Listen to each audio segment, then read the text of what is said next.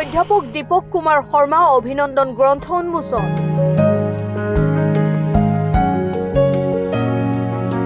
কুমাৰ ভাস্কৰ বৰ্মা সংস্কৃত আৰু পুৰাতন অধ্যয়ন বিশ্ববিদ্যালয়ৰ প্ৰতিষ্ঠাপক উপাচাৰ্য, গুৱাহাটী বিশ্ববিদ্যালয়ৰ সংস্কৃত বিভাগৰ অধ্যাপক, দুবাৰকৈ সাহিত্য একাডেমী বঁটা প্ৰাপক অধ্যাপক ডক্টৰ দীপক কুমাৰ শৰ্মাৰ জীৱন কৃতি সম্বলিত বিভিন্নজনৰ লেখাৰে সমৃদ্ধ স্বৰ্ণদ্বীপ প্ৰপঞ্চ শীৰ্ষক অভিনন্দন গ্ৰন্থখন শনিবাৰে উন্মোচন কৰা হয়।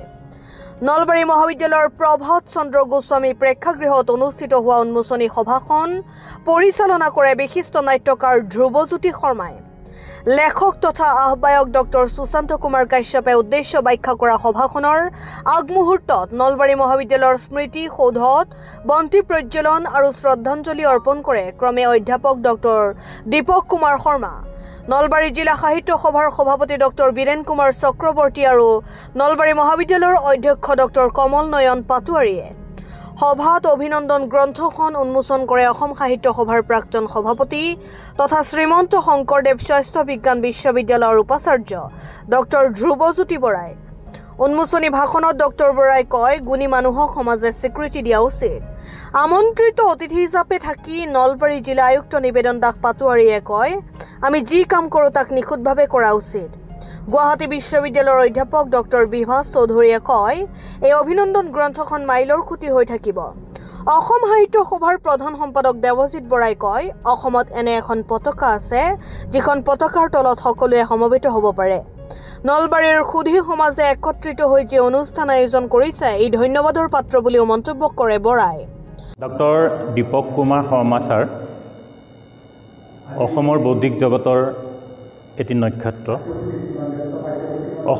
অসমৰ গুণৱান ব্যক্তিসকলে তেখেতৰ শ্ৰদ্ধাৰ চিনস্বৰূপে অভিনন্দন গ্ৰন্থ প্ৰকাশ কৰি আজি যি সমন্বিত ৰূপ প্ৰদৰ্শন কৰিলে নলবাৰী মহাবিদ্যালয়ত, এই অনুষ্ঠানত উপস্থিত থাকিবলৈ পাই মই অসম সাহিত্য সভাৰ প্ৰধান সম্পাদক হিচাপে নহয়, ছাৰৰ অনুগামী হিচাপে যথেষ্ট গৌৰৱ অনুভৱ কৰোঁ। অসমীয়া সন্তান হিচাপে ডক্টৰ শৰ্মা ছাৰক ৰাইজে দেখুওৱা এই মৰম আদৰ সমগ্ৰ অসমৰ বাবে আদৰ্শ হোৱা উচিত। বিগত বৰ্ষসমূহত কেৱল শৈক্ষিক জগতৰ বাবেই নহয়, সামাজিক ক্ষেত্ৰখনতো ডক্টৰ দীপক কুমাৰ শৰ্মা ছাৰৰ অৱদান আমি স্বীকাৰ কৰিবই লাগিব। তেখেতৰ জীৱন পৰিক্ৰমাত এখন ৰঙীন সমাজৰ প্ৰতিষ্ঠাৰ ক্ষেত্ৰত তেখেতে যি অৱদান আগবঢ়াই গ'ল, বিশেষকৈ অসম সাহিত্য সভাৰ সংকটাপন্ন সময়ত তেখেতে অসম সাহিত্য সভাৰ প্ৰতি যি দায়বদ্ধতা প্ৰদৰ্শন কৰিলে, তাৰ বাবে তেখেতক সদায় অসমীয়া জাতিয়ে মনত ৰাখিব।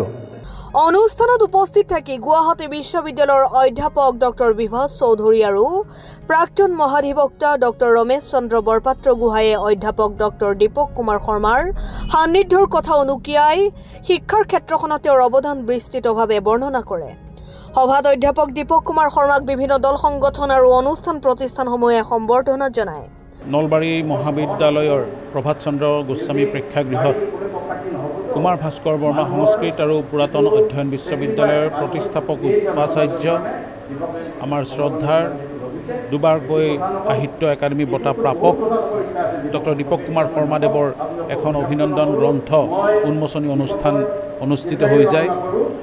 স্বৰ্ণদ্বীপ প্ৰপঞ্চ শীৰ্ষক এই অভিনন্দন গ্ৰন্থখনিত অসম তথা ভাৰতৰ বিশিষ্ট ব্যক্তিসকলে তেওঁলোকৰ লেখাৰে সমৃদ্ধ কৰিছে। প্ৰায় 200 গৰাকী লেখকে ইয়াত তেখেতসকলৰ অৱদান আগবঢ়াইছে। অধ্যাপক ডক্টৰ দীপক কুমাৰ শৰ্মাৰ জীৱনৰ বিভিন্ন দিশ গ্ৰন্থখনত আলোকিত কৰিবলৈ প্ৰয়াস কৰা হৈছে। আশা কৰোঁ এই গ্ৰন্থখন পাঠক সমাজে আদৰি ল'ব আৰু দীপক কুমাৰ শৰ্মা মহোদয়ক এই গ্ৰন্থখনৰ মাজেৰে বিশ্লেষণ কৰিবলৈ সুবিধা পাব। ধন্যবাদ। News desk report Assam time.